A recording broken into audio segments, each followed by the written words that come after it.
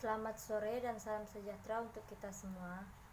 Yang terhormat Pak Adi Mursalin, SEMM, sebagai dosen pengampu mata kuliah Manajemen Pemasaran 2 dan teman-teman sekalian.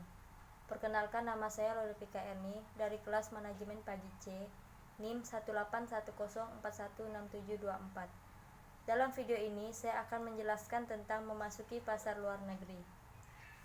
Dalam situasi ini, perkembangan kondisi ekonomi yang ada saat ini menuntut kita untuk selalu update terhadap perubahan lingkungan yang terjadi, baik lingkungan internal juga lingkungan eksternal perusahaan.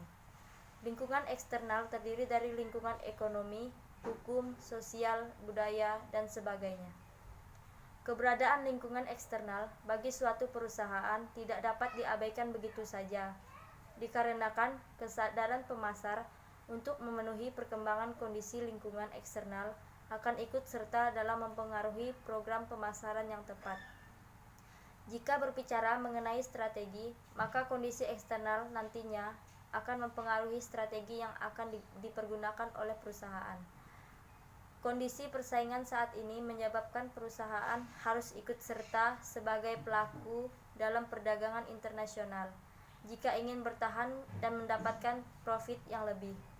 Keadaan ini kemudian harus direspon cepat dengan berbagai cara atau strategi dari perusahaan yang ada di tanah air, yang pasarnya sudah jenuh dengan pasar nasional saat ini.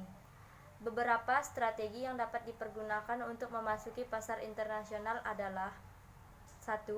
Lisensi merupakan strategi di mana lisensor memperbolehkan perusahaan asing untuk memproduksi barang mereka, namun perusahaan asing tetap harus membayar royalti.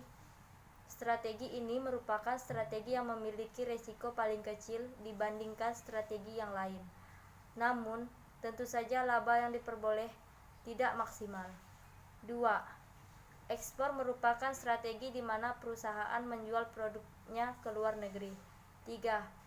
Franchising merupakan sebuah perjanjian kesepakatan antara seseorang yang memiliki bisnis untuk dipergunakan bisnisnya.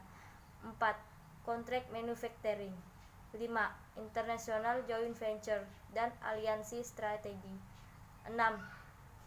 Foreign direct investment atau FDI. Dari berbagai strategi yang tersebut diurutkan berdasarkan komitmen, kontrol, risiko, dan potensi profit yang diperoleh oleh perusahaan jika menggunakan strategi tersebut. Semakin besar profit yang diperoleh, maka akan semakin besar pula risiko yang memungkinkan akan ditanggung oleh perusahaan.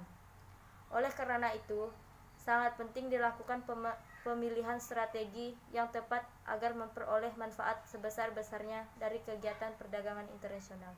Sekian dan terima kasih.